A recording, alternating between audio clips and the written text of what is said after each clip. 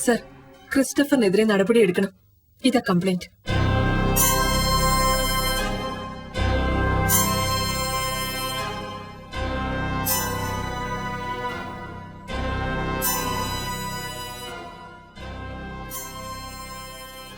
എന്നെ കൊല്ലാൻ അയാള് നോക്കുന്നത്. ഇനിയും ഞാൻ അയാൾക്കൊപ്പം ജീവിക്കാൻ ഇഷ്ടപ്പെടുന്നില്ല. ഈ പരാതിയുടെ അടിസ്ഥാനത്തിൽ അയാളെ ഞാൻ കസ്റ്റഡിയിലെടുക്കാം. പക്ഷേ നിങ്ങൾ ഇങ്ങനെ ഒരു കംപ്ലൈന്റ് തന്നു എന്നറിഞ്ഞാൽ അയാൾ രക്ഷപ്പെടും. ഞാൻ എന്തു വേണമെന്ന് സാർ പറയുന്നത്? തൽക്കാലം അയാൾ എവിടെയുണ്ടെന്ന് കണ്ടെത്തി ഞങ്ങളെ വിവരം അറിയിക്കണം. ഈ പരാതിയുടെ അടിസ്ഥാനത്തിൽ കസ്റ്റഡിയിലെടുത്താൽ മറ്റു പല കേസുകളുടെ കാര്യത്തിലും ചോദ്യം ചെയ്യാൻ സാധിക്കും. ഇനി അയാൾ എന്നെ ശല്യപ്പെടുത്തരുത്, അത് മാത്രം മതി എനിക്ക്. അക്കാര്യം ഞാൻ ഏറ്റു. ക്രിസ്റ്റഫറിനെ കുറിച്ചുള്ള ഇൻഫർമേഷൻ തന്നാൽ മാത്രം മതി. ശരി സർ. ഓക്കെ.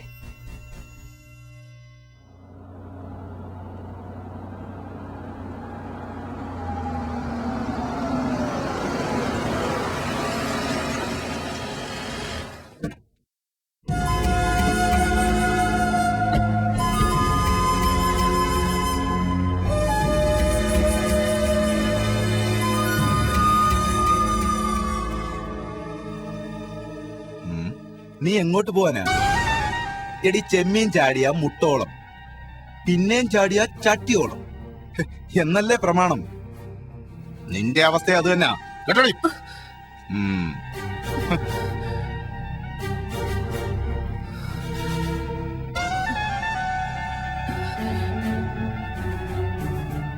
ഹലോ, കമ്മീഷണർ സാറല്ലേ? സാർ, ഞാൻ നിർമ്മലയാ. ക്രിസ്റ്റി ഇവിടെ എത്തിയിട്ടുണ്ട്, ആ വീട്ടിൽ. അതെ, വേഗം വന്നാ മതി.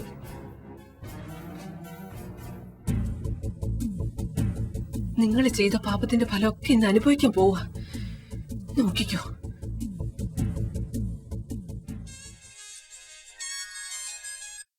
ഹലോ, ആ, ഞാനിപ്പോ വീട്ടിലുണ്ട്.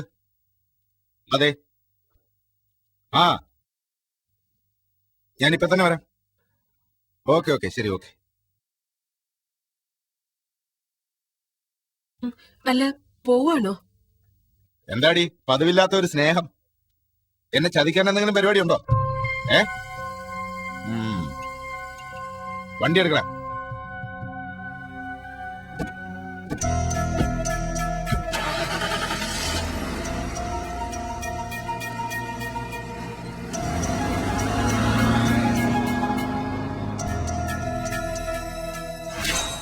സ്നേഹയെ സഹായിക്കുന്നതിൽ എനിക്കൊരു പ്രയാസമില്ല. പക്ഷേ അതെങ്ങനെ, ഏത് രൂപത്തിലായിരിക്കണമെന്നുള്ളതാണ് എന്റെ സംശയം. എന്റെ ഇപ്പോഴത്തെ അവസ്ഥ ഞാൻ പറഞ്ഞു കഴിഞ്ഞല്ലോ. കുറച്ച് ദിവസത്തേക്കൊരു ഷെൽട്ടർ, അതാ ഞാൻ ആവശ്യപ്പെടുന്നത്. കുറച്ച് ദിവസങ്ങൾക്കുള്ളിൽ എന്റെ കാര്യത്തിൽ എന്തെങ്കിലും ഒരു തീരുമാനം ഉണ്ടാക്കാൻ പറ്റും. സ്നേഹയെ ഇങ്ങനൊരു സാഹചര്യത്തിൽ സഹായിക്കുക എന്നുള്ളത് ഒരു റിസ്കാ. എന്നാലും ഇങ്ങനൊരു ആപത്തിൽപ്പെട്ട സ്ഥിതിക്ക് സഹായിക്കാതിരിക്കാനും പറ്റുന്നില്ലല്ലോ. ഞങ്ങൾക്ക് ഇതൊന്നും പറയാൻ മറ്റാരുമില്ല.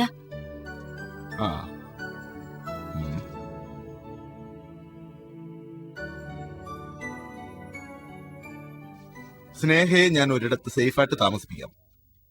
പക്ഷേ ഈ പെൺകുട്ടി, അത് കുറച്ച് ബുദ്ധിമുട്ടാണ്. അയ്യോ, ഇവളെന്റെ അനിയത്തിയ ജോണങ്ങൾ. അതൊക്കെ ശരിയാ, പക്ഷേ ചേച്ചി രക്ഷപ്പെട്ടു.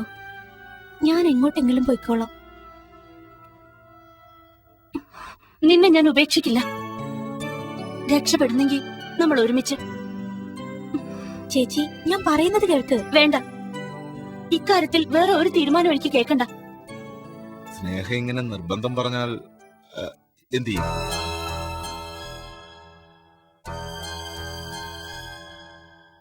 ഒരു കാര്യം ചെയ്യാം, കുറച്ച് ദിവസത്തേക്ക് ഞാൻ റിസ്ക് എടുക്കാം. എവിടെയായിരിക്കും ഞങ്ങൾ താമസിക്കേണ്ടത്? സിറ്റിയിൽ നിന്നും 10 കിലോമീറ്റർ അകലെ കടലിനോട് ചേർന്ന ഒരു വീടുണ്ട്. കോമ്പൗണ്ടും ഗേറ്റും ഒക്കെ ഉള്ള വീടാ.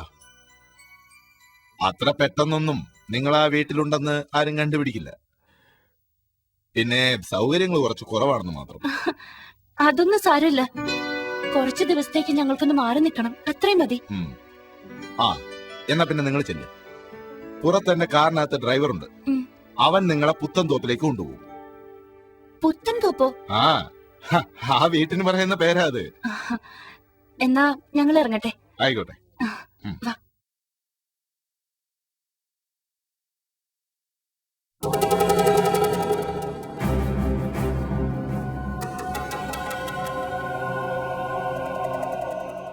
അവൾ അവസാനം എന്റെ അടുത്തേക്ക് തന്നെ വന്നു. ആ ഞാൻ നമ്മുടെ ഏരിയയിലേക്ക് വിട്ടിട്ടുണ്ട്. ആ പിന്നെ വളരെ സൂക്ഷിച്ച് കൈകാര്യം ചെയ്തേക്കണം. ഒരു കുഞ്ഞു പോലും അറിയരുത്. ആ